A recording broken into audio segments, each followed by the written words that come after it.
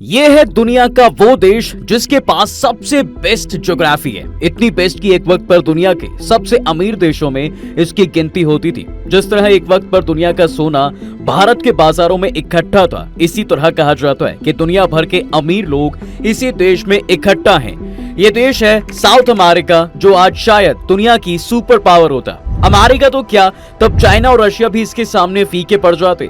और ऐसा इसलिए क्योंकि आज से 100 साल पहले तक अर्जेंटीना का डेवलपमेंट इतना ज्यादा था कि अमेरिका से बड़े बड़े लोग भी हजारों डॉलर्स देकर यहाँ शिफ्ट हो रहे थे। वो मान बैठे थे कि आने वाले दिनों में ये देश अमेरिका तक को सरपास कर देगा और फिर इसे इकोनॉमिकली पीछे छोड़ पाना बहुत मुश्किल होगा।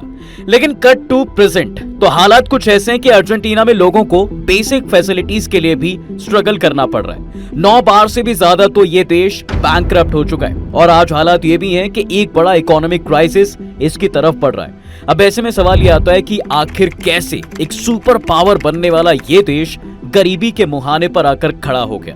वो कौन था जिसने इस देश की बर्बादी को जन्म दिया और ये देश अर्श से फर्श पर पहुंच गया? चलिए बताते हैं। देखिए, अर्जेंटीना के साथ जो भी हो रहा है इसकी जड़ें उसकी अनोखी ज्योग्राफी से जाकर मिलती हैं।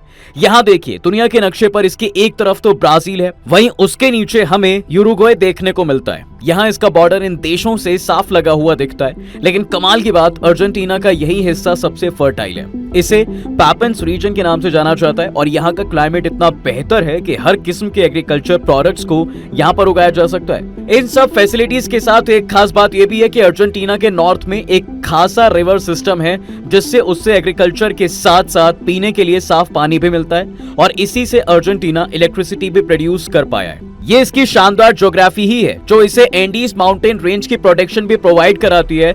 यही वजह भी है कि पास की कंट्रीज भी इसे आसानी से अटैक नहीं कर पाती। डिफेंस में स्ट्रांग होने के अलावा अर्जेंटीना की स्ट्रेंथ उसकी कोस्ट लाइन भी है, जो 5000 किलोमीटर लंबी। इसी के चलते ये हमेशा से ग्लोबली मार्केट से कनेक्ट भी रहा है। पुराने दौर में माना जाता था कि अपने इसी खासियत के चलते ये हमेशा फलता फूलता भी रहेगा। आपको शायद यकीन ना हो, लेकिन इतने बड़े ओशन की अवेलेबिलिटी के चलते यहाँ तब सबसे ज्यादा फिश और सी फूड भी पाया जाता था। हालांकि यह आज भी पाया जाता है और ज्यादातर दूसरी कंट्रीज को एक्सपोर्ट होती हैं। लेकिन अर्जेंटीना वो डेवलपमेंट अफोर्ड नहीं कर सकता जो 100 साल पहले इसकी गली गली पर देखने को मिलता था।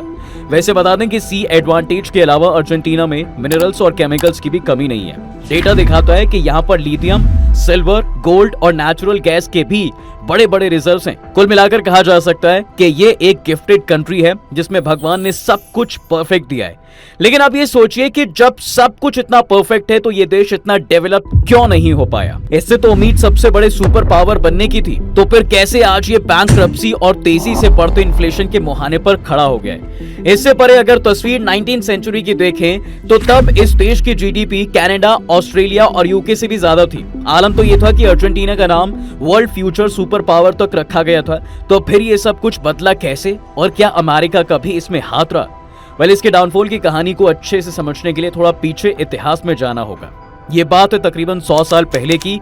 तब अर्जेंटीना अपने एडवांस्ड एग्रीकल्चर और शानदार फसलों के लिए पूरी दुनिया में मशहूर हो रहा था। ये वो वक्त था जब पूरी दुनिया की पॉपुलेशन ग्रो कर रही थी और फूड शॉर्टेज एक ऐसा इशू बन गया था जिससे ज्यादातर कंट्रीज सफर कर रही थी। हालांकि इससे बचने के सॉल्यूशन तो ढूंढे जा रहे थे, लेकिन पॉइंट ये था कि इसका सॉल्यूशन ज्यादा से ज्यादा एग्रीकल्चर प्रोडक्ट्स और फूड ही निकाल सकते थे। इसलिए दुनिया के सामने जो सबसे बेस्ट सॉल्यूशन था वो था अर्जेंटीना। दरअसल अर्जेंटीना वो देश था जिसके पास पैपेंस रीजन था और यहीं की फर्टाइल जमीन में भरपूर इरिगेशन करके पूरी दुनिया को फूड सप्लाई किया जा सकता था। वेल, आगे हुआ भी ये कि अर्जेंटीना ने अपने रीजन में खूब सारा अनाज उगाया और दिन दोगुना रात चौगुना प्रॉफिट कमाया। देखा जाए तो इतना प्रॉफिटेबल काम था कि यूरोप के बेहद सारे अमीर लोग यहाँ पर अर्जेंटीना माइग्रेट करना चाहते थे और कई लोगों ने तो ऐसा किया भी। इसी का फायदा कहीं ना कहीं अर्जेंटीना को भी मिला और आखिरकार वहाँ यूरोप जैसा इंफ्रास्ट्रक्चर बनाने की कोशिशें होने लगी। दरअसल यूरोप से आए लोग चाहते थे कि उन्हें इस देश में भी वैसी ही फैसिलिटीज, इंफ्रास्ट्रक्चर मिले जैसे कि यूरोप के शहरों में मिलता था। इसलिए यहाँ डेवलपमेंट का एक ऐसा दौर शुरू हुआ जिसके अंदर अर्जेंटीना ने तेजी से बूम किया। बिल्कुल लंदन की तरह ही यहाँ बड़ी बड़ी इमारतें खड़ी होने लगी और कुछ ही सालों में अर्जेंटीना की कैपिटल को साउथ अमेरिका अमेरिका का पेरिस तक कहा जाने लगा। दुनिया भर में तब इस देश को लेकर यही सोच थी कि अगर इसकी एग्रीकल्चर इंडस्ट्री में इन्वेस्ट किया तो कुछ ही महीनों में करोड़पति बन सकते हैं। जैसे आज म्यूचुअल फंड्स में इन्वेस्ट करने का ट्रेंड लोगों में दिखता है, ठीक वैसा ही ट्रेंड पहले अर्जेंटीना को लेकर भी था। सिचुएशन कुछ ऐसी थी कि अर्जेंटीना में लोग दिन दोगुनी रात चौगुनी रफ्तार से अमीर हो रहे थे। इसी का असर ये हो रहा था कि 1920 तक अर्जेंटीना और अमेरिका दोनों की इकोनॉमी बिल्कुल बराबर हो गई थी। यहाँ तक कि अमेरिका के जैसे अर्जेंटीना का नाम भी लैंड ऑफ अपॉर्चुनिटी पड़ गया था। मगर तब कहां कोई जानता था कि इस दौड़ में अमेरिका बाजी मार लेगा और अर्जेंटीना पीछे छूट जाएगा। दरअसल अमेरिका और अर्जेंटीना में एक बहुत बड़ा फर्क ये था कि अमेरिका एरिया में तो बड़ा था ही, ऊपर से एग्रीकल्चर जमीन मेरिट पर किसानों में बांटी जाती थी। वही अर्जेंटीना में केस बिल्कुल उल्टा था। यहाँ मोस्टली जमीन देश के कुछ अमीरों के कंट्रोल में थी, इस पर सिर्फ उनका अधिकार था और इसलिए होता यह था कि इससे होने वाला एक बड़ा बेनिफिट उन्हें मिलता था। अब शॉर्टर रन में तो इसके नुकसान लोगों को दिखाई नहीं दिए, लेकिन लॉन्गर रन में इसका सबसे बड़ा नुकसान ये देखने को मिला कि सारा पैसा केवल कुछ ही लोगों के हाथ में जा रहा था। ऐसे में अब क्योंकि उनका कोई कंपटीशन नहीं था, इसलिए ना वो कोई इनोवेशन कर रहे थे और ना ही काम को एक्सपैंड करने में टाइम लगा रहे थे। इसके विपरीत जबकि अमेरिका में इंडस्ट्रियलाइजेशन ने दस्तक दे दी थी, ये देश न केवल आगे बढ़ रहा था बल्कि पैसे कमाने के नए जरिए भी ढूंढ रहा था। इससे अमेरिका केवल एग्रीकल्चर पर डिपेंड नहीं हुआ बल्कि वो सेकेंडरी और सर्विस सेक्टर में भी आगे निकल पाया। मगर इसके दूसरी तरफ अर्जेंटीना इसलिए पीछे होता चला गया क्योंकि यहाँ की इन्फ्लुएंशियल फैमिली ने ही इसका बेड़ा गर्क कर दिया। उन्होंने अपने इन्फ्लुएंस का यूज करके गवर्नमेंट से ऐसी इकोनॉमिक पॉलिसीज अप्रूव करवाई जिससे एग्रीकल्चरल एक्सपोर्ट से उन्हें ज्यादा फायदा होता था और इसी का रिजल्ट ये निकला कि बाकी सेक्टर्स नेग्लेक्ट होते चले गए। फिर 1929 में जब द ग्रेट डिप्रेशन ने दुनिया भर में अपने पैर फैलाए तो इससे ग्लोबल डिमांड गिर गई। एग्रीकल्चर प्रोडक्ट्स तब इतने ज्यादा हो गए लेकिन उन्हें खाने वाले कम होते चले गए और इससे अर्जेंटीना के सामने जो मुश्किलें आई वो ये थी कि इनके पास कोई और सेक्टर था ही नहीं जिससे वो पैसा कमाकर अपनी इकोनॉमी चला सकते थे। जाहिर था सिर्फ चंद महीनों बाद अर्जेंटीना दुनिया की सबसे स्टेबल, बड़ी और फास्टेस्ट ग्रोइंग इकोनॉमी से दुनिया की सबसे अनस्टेबल इकोनॉमी बन गई थी और तब से लेकर आज तक ये ऐसा स्विच है जो कभी ऑफ नहीं हो पाया। ले देकर ये देश घुटनों पर आ गया।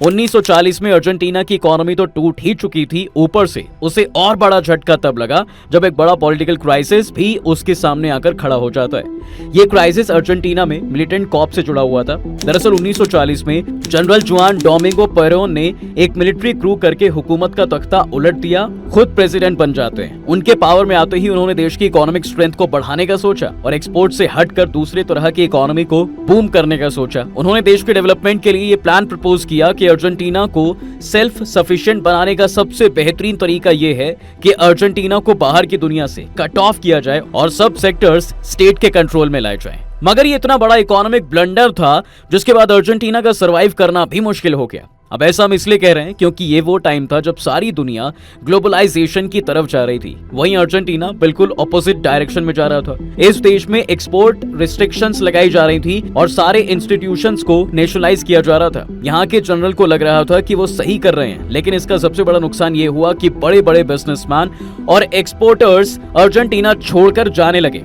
1950 आते आते प्रेसिडेंट हुआन को भी एक और मिलिट्री क्रू सत्ता से उतार दिया गया, मगर उनकी इकोनॉमिक पॉलिसीज ऐसे ही चलती रही। अर्जेंटीना एक सोशलिस्ट कंट्री बन चुका था जहां पर लोगों को हेवी सब्सिडीज और सैलरीज दी जा रही थी। मगर दूसरी तरफ नेशनलाइजेशन की वजह से गिनती के सिर्फ चंद इंडस्ट्रीज में जॉब अपॉर्चुनिटीज थी, बाकी प्राइवेट बिजनेसेस ना होने के बराबर ही थे क्योंकि सब इन्वेस्टर्स अर्जेंटीना छोड़कर दूसरे कंट्रीज में चले गए थे। अब जाहिर है जब इकोनॉमी पैसा जनरेट ही नहीं करेगी तो लोगों को बेनिफिट्स कहां से होंगे। ऐसे में अर्जेंटीना के लोग एक हाई सैलरी और हाई स्टैंडर्ड ऑफ लिविंग के आदी हो चुके थे और दूसरी तरफ देश के हालात खराब हो रहे थे। ये सब देखते हुए गवर्नमेंट को करना ये चाहिए था कि ग्लोबलाइजेशन की तरफ कदम बढ़ाए, लेकिन यहाँ की सरकार उल्टा लोन ले रही थी और ज्यादा से ज्यादा पैसा प्रिंट कर रही थी। इसका सबसे बड़ा नुकसान ये हुआ कि अर्जेंटीना में जबरदस्त इन्फ्लेशन होना शुरू हो गया। ऊपर से अर्जेंटीना पर एक भार यह भी था कि उसे IMF और वर्ल्ड बैंक से लिया हुआ लोन भी चुकाना था। कुल मिलाकर एक तरफ अर्जेंटीना इस लोन वाले साइकिल में फंसता जा रहा था तो दूसरी तरफ पॉलिटिकल इंस्टेबिलिटी भी पीक पर थी। हर कुछ साल बाद गवर्नमेंट चेंज हो रही थी जिससे देश में कोई भी डेवलपमेंट पॉसिबल नहीं था। इसी का असर ये हुआ कि 1980 तक अर्जेंटीना में इकोनॉमिक सिचुएशन बदतर होती चली गई थी और इससे अटेंशन डाइवर्ट करने के लिए अर्जेंटीना के मिलिट्री डिक्टेटरशिप ने 1982 में फॉकलैंड आइलैंड्स पर अटैक कर दिया। इसमें उसे कोई खास कामयाबी तो नहीं मिली, लेकिन अर्जेंटीना बैंकरप्ट जरूर हो गया। इस डिफॉल्ट से डील करने के लिए अर्जेंटीना की गवर्नमेंट ने और ज्यादा पैसा प्रिंट करना शुरू कर दिया और नतीजतन इन्फ्लेशन इतनी ज्यादा बढ़ गई कि डेली यूज की चीजें भी लोगों की पहुंच से बाहर हो गई और अर्जेंटीना में प्रोटेस्ट शुरू हो गए। ये सारा सिलसिला 1990 में जाकर रुका, जब एक नई गवर्नमेंट ने अर्जेंटीनियन पैसों का रेट डॉलर के साथ फिक्स कर दिया, जिसका मतलब ये था कि अब अर्जेंटीना अपनी मर्जी से पैसा प्रिंट नहीं कर सकता। अब अर्जेंटीना क्योंकि पिछले 30 सालों से अपने सारे खर्चे पैसे प्रिंट करके पूरा कर रहा था, तो ये एक बहुत बड़ा सेटबैक था और इससे निकलने का एक ही तरीका था और वो था फॉरेन लोन्स। यहाँ गवर्नमेंट ने आईएमएफ से फिर से हेवी लोन्स पकड़कर इकोनॉमी चलाना शुरू कर दिया। फिर से वोटर्स को खुश करने के लिए अनअफोर्डेबल प्रोजेक्ट्स लॉन्च किए गए और इन सब का नतीजा ये होता है कि शॉर्ट टर्म में तो अर्जेंटीना तरक्की कर जाता था, मगर हर 3 में से 5 साल बाद जब लोन रीपेमेंट की बारी आती तो अर्जेंटीनियन इकोनॉमी क्रैश कर जाती, बिल्कुल वैसे ही जैसे पिछले कुछ सालों में पाकिस्तान के साथ हो रहा है। जिस तरह हमारे पड़ोसी देश में हर पॉलिटिकल पार्टी सत्ता में आने के लिए वोटर्स को ख्वाब दिखाती है, वैसे ही सिलसिला अर्जेंटीना में भी शुरू हुआ। अब इस तरीके से पार्टी सत्ता में आ तो जाती, लेकिन उसके पास पैसा नहीं होता जिससे वो लोगों से किए गए वादे पूरे कर पाए। ऐसे में सत्ता में आई पार्टी आईएमएफ से लोन लेती और कुछ प्रोजेक्ट्स पूरा करके वोटर को खुश करती। हालांकि गवर्नमेंट नेचुरली उन प्रोजेक्ट्स को अफोर्ड नहीं कर सकती थी। इसका नतीजा ये होता है कि 4 से 5 साल बाद जब नई गवर्नमेंट आती तो उसके पास पिछली गवर्नमेंट का लिया हुआ लोन होता, जिसे चुकाने के लिए फिर उनके पास पैसा नहीं होता और यही साइकिल चलती रहती। नतीजा आखिरकार ये हुआ कि एक समय पर सफलता की सीढ़ी चढ़ने वाली ये कंट्री लगातार कर्ज के दलदल में फंसती चली गई। पिछले 20 सालों में ऐसा ही कुछ अर्जेंटीना के साथ भी हुआ है। नतीजा आखिरकार ये हुआ कि एक समय पर सफलता की सीढ़ी चढ़ने वाली ये कंट्री लगातार कर्ज के दलदल में फंसती चली गई। पिछले 20 सालों में ऐसा ही कुछ अर्जेंटीना के साथ भी हुआ है। हर थोड़े अरसे बाद अर्जेंटीना में बूम आता है, मगर 3 से 5 साल बाद फिर इकोनॉमी क्रैश कर जाती और अभी फिर ऐसा लग रहा है कि अर्जेंटीना एक बार फिर से एक जबरदस्त इकोनॉमिक कोलैप्स की तरफ बढ़ रहा है। यहाँ पर जरूरत यह है कि लोन लेने के बजाय सरकार को एक्सपेंसेस कम करने की और आने वाले 5 से 10 सालों में उसे करना यह चाहिए कि इकोनॉमी को ग्लोबलाइज करे और लोगों की रियलिस्टिक एक्सपेक्टेशन सेट करे। इसके अलावा यहाँ जिम्मेदारी आईएमएफ की भी है कि वो ऐसे देशों को लोन्स देना ही बंद कर दे। इससे शॉर्ट टर्म में तो अर्जेंटीना को दिक्कत झेलनी होगी और लोगों को एक मुश्किल दौर देखना होगा। ऐसा भी हो सकता है कि उनकी सैलरीज कम हो जाएं, टैक्सेस बढ़ जाएं और बेनिफिट्स भी कम हो जाएंगे। मगर एक बात साफ है कि लॉन्गर रन में ये देश सक्सेस की हाइट्स देखेगा और डेट साइकिल से भी बाहर आ जाएगा। दूसरा, अर्जेंटीना चाहे तो ग्लोबल ट्रेड के लिए अपनी मैरिटाइम पोजीशन का भी इस्तेमाल कर सकता है। उसे ये देखने की जरूरत है कि ग्लोबलाइजेशन उसकी स्ट्रेंथ बन सकती है। आज ही देख लीजिए, इतनी जबरदस्त मैरिटाइम पोजीशन होने के बावजूद अर्जेंटीना का ग्लोबल ट्रेड शेयर बहुत ही कम है, जबकि इस ट्रेड को बढ़ाने के लिए अर्जेंटीना को अपना एग्रीकल्चर सेक्टर रिवॉल्यूशनाइज करना आना चाहिए ताकि न्यू टेक्नोलॉजी से वो अपडेट हो सके। इसके लिए इस देश को ये समझना जरूरी है कि ग्लोबलाइजेशन की एज में दूसरों से कनेक्टेड हुए बगैर आप इनोवेशन नहीं कर सकते। इसके अलावा अर्जेंटीना को पॉलिटिक्स को भी स्टेबल होने की जरूरत है, क्योंकि जब तक कोई देश पॉलिटिकल स्टेबिलिटी गारंटी नहीं करता है तब तक उस कंट्री में कोई इन्वेस्टमेंट नहीं आ सकती। जिस कंट्री के बारे में आपको कल का ना पता हो तो आप वहां पैसे क्यों लगाएंगे। अर्जेंटीना वाकई में एक गिफ्टेड कंट्री है, लेकिन उसे अपनी इस सुपर पावर को समझना बहुत जरूरी है, तभी वो अमेरिका की तरह एक सुपर पावर बन सकती है। आपका इस पर क्या कहना है, कमेंट करके जरूर बताएं। इसी के साथ हम आपसे अब विदा लेते हैं। उम्मीद है आपको ये वीडियो जरूर पसंद आया होगा। आप इस वीडियो को अपने दोस्तों के साथ शेयर करना बिल्कुल ना भूलें, साथ ही चैनल को सब्सक्राइब जरूर कर दें।